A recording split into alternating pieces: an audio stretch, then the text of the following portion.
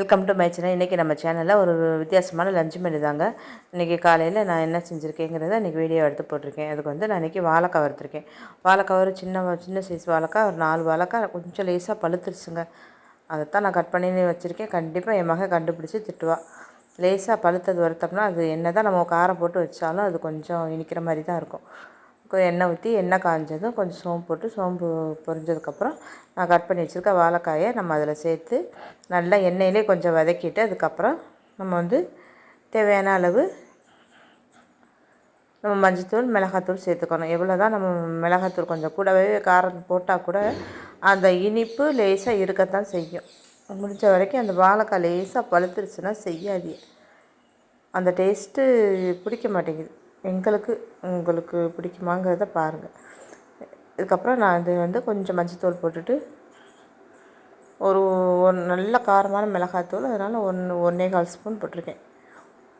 ஒரு ஸ்பூனே போதும். நான் கூட கொஞ்சம் போட்டோம்னா அந்த உரப்பு, அந்த இனிப்பு தெரியாமல் இருக்கும் அப்படிங்கிறதுக்காக கொஞ்சம் கூட போட்டிருக்கேன்.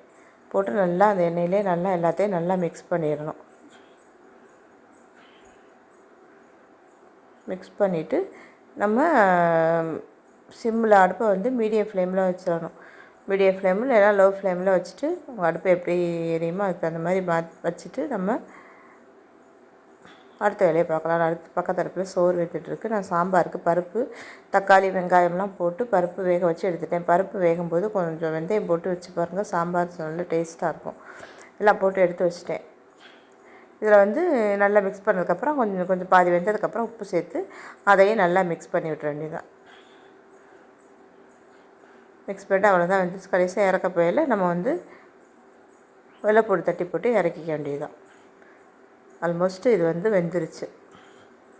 நம்மளுக்கு கொஞ்சம் பத்தாத மாதிரி வேகாத மாதிரி தெரிஞ்சுன்னா லைட்டாக தண்ணி தெளிச்சிருங்க. இனிமேல் எண்ணெய் ஊற்றுனீங்கன்னா எண்ணெய் வடையாக இருக்கும். லேசாக கொஞ்சம் தண்ணி தெளித்தோம்னா அது வெந்துடும். அவ்வளோதாங்க. கொஞ்சம் தான் செஞ்சுருக்கேன் மகளுக்காண்டி. இன்னும் 2 வாழைக்காய் எக்ஸ்ட்ராவே இருந்துச்சு. அது பழுத்ததுனால நான் அது பழமாக ஆகட்டும்ன்ட்டு அதை விட்டுட்டேன். எடுத்து வச்சாச்சு. இந்த பக்கம் வந்து பருப்பில் நான் வந்து வெங்காயம் தக்காளியெல்லாம் போட்டு பருப்பு நான் விசில் வச்சு எடுத்துட்டேன். 3 விசில் வச்சு எடுத்ததுக்கப்புறம் இதில் வந்து நான் இன்றைக்கி வேறு காய் எதுவும் கிடையாது. நான் ஊருக்கெல்லாம் இப்போ தான் போயிட்டு வந்தேன். அதனால் முருங்கைக்காய் மட்டும் தான் கிடச்சது. அதை போட்டு சாம்பார் வைக்கிறேன்.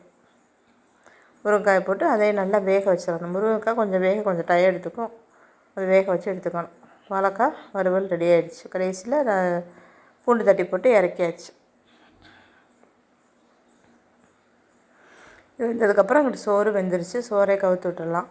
இது வந்து நல்லா வெந்துருச்சு. இது வெந்ததுக்கப்புறம் நம்ம மசாலா ஐட்டம் சேர்த்துக்கணும். நான் ஒரு 1.5 ஸ்பூன் அளவுக்கு மிளகாத்தூள் போட்டிருக்கேன். மிளகாத்தூள், மல்லித்தூள் 1 ஸ்பூன் அளவு போட்டிருக்கேன்.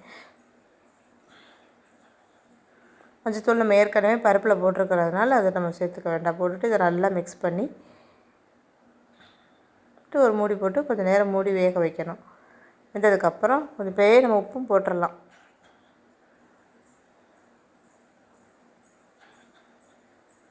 உப்பு போட்டுட்டு நான் கொஞ்சம் நேரம் வேக வச்சுட்டு அதுக்கப்புறம் நான் புளியை கரைச்சி இதில் சேர்த்துக்க போகிறேன். தக்காளி நான் எத்தனை போட்டோமோ அதுக்கு தகுந்த மாதிரி புளியை கூட்டி குறைச்சி சேர்த்துக்கணும்.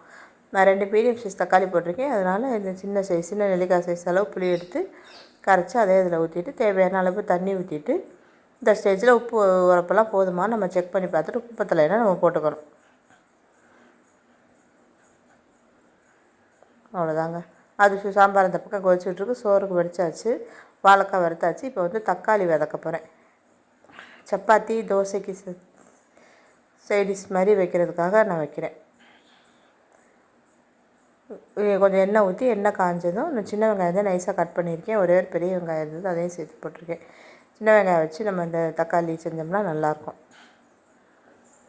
செஞ்சுட்டு நல்லா வதக்கி அது கொஞ்சம் எண்ணெய் ஊற்றி எண்ணெய் காஞ்சதும் கொஞ்சம் சோம்பு போட்டு சோம்பு பொரிஞ்சதுக்கப்புறம் தான் இந்த வெங்காயம் போட்டு நல்லா வதக்கிட்டு அதுக்கப்புறம் தக்காளி ஒரு மீடியம் சைஸ் தக்காளி 5 தக்காளி போட்டிருக்கேன். அதையே நம்ம நைஸாக கட் பண்ணிட்டு இது நம்ம அரைச்சிட்டும் சேர்த்துக்கலாம். நான் இன்றைக்கி இந்த மாதிரி சேர்த்துக்கிறேன். இது வந்து இப்போ தேவையான அளவு நம்ம சாம்பார், தோசைக்கு சாம்பார் எடுத்துக்கலாம். இந்த சப்பாத்தி நேற்று போட்ட சப்பாத்தி இருக்குது, அதுக்காக கொஞ்சம் இந்த கிரேவி எடுத்துகிட்டு மிச்ச கிரேவி இருந்தால் அதில் நம்ம முட்டையை போட்டு நம்ம பொடி மாஸ் மாதிரி முட்டை தக்காளி தொக்கு மாதிரி கூட நம்ம சும்மா வச்சும் போட்டுக்கலாம், இல்லை சும்மாவும் போட்டுக்கலாம். அதுக்காக நான் இந்த மாதிரி செய்கிறேன். இல்லைன்னா நான் வெறும் இட்லி தோசைக்குன்னா நம்ம மிக்சியில் அடிச்சுட்டு கூட நம்ம ஊற்றிக்கலாம். இந்த மாதிரி செஞ்சுட்டு இதில் தேவையான அளவு நல்லா வதங்கின உப்பு போட்டு வதக்கிட்டோம்னா அந்த தக்காளி நல்லா வதங்கிடும். இப்போ இதுலேயுமே உப்பு ஒரு கல் எனக்கு கூட வந்துடுச்சு.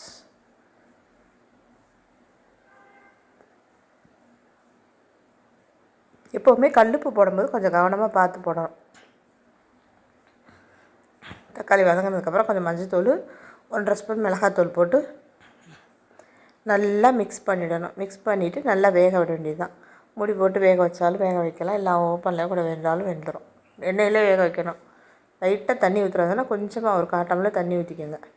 இந்த பக்கம் சாம்பார் கொதிச்சிருச்சு. சாம்பார் கொதிச்சதுக்கப்புறம் நான் தாளித்து ஊற்றிட்டேன். பெருங்காயம், கடுகு பருப்பு போட்டு ஜீரகம் போட்டு தாளிச்சிட்டு என் மகளுக்கு சாப்பாடு கட்ட நேரம் ஆயிடுச்சு. அதனால் அந்த பக்கம் சாப்பாடு கட்டிகிட்ருக்கேன். வெந்துருச்சு. இதை நான் கொஞ்சம் எடுத்து வச்சுட்டு நான் மதியத்துக்கு கொஞ்சம் உப்பு ஒரு கல் கூட வந்துருச்சு. அதை மேனேஜ் பண்ணுறதுக்காக நான் இப்போ சப்பாத்திக்கு தேவையான அளவு மட்டும் கொஞ்சம் எடுத்து வச்சுட்டு மிச்சத்தில் நான் முட்டை போட்டுக்க போகிறேன். முட்டை ஒரு 3 முட்டை இல்லை 4 முட்டை போட்டு நான் செய்கிறேன். இந்த மாதிரி வெந்ததுக்கப்புறம் தேவையான அளவு கொஞ்சம் எடுத்து வச்சுட்டு கொஞ்சத்தில் நான் இந்த முட்டை 4 முட்டையை போட்டு நம்ம இந்த மாதிரி உடச்சி ஊற்றலாம். நான் வீடியோ எடுக்கலை.